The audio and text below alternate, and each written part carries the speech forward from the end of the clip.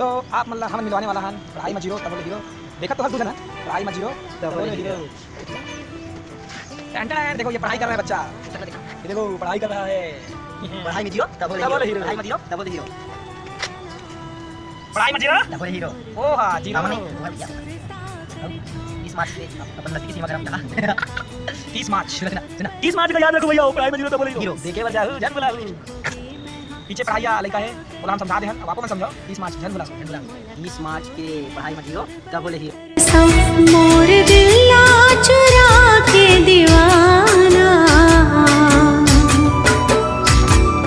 रोजे रोजे रोजे रोजे तेहा दिल मा समाये रे।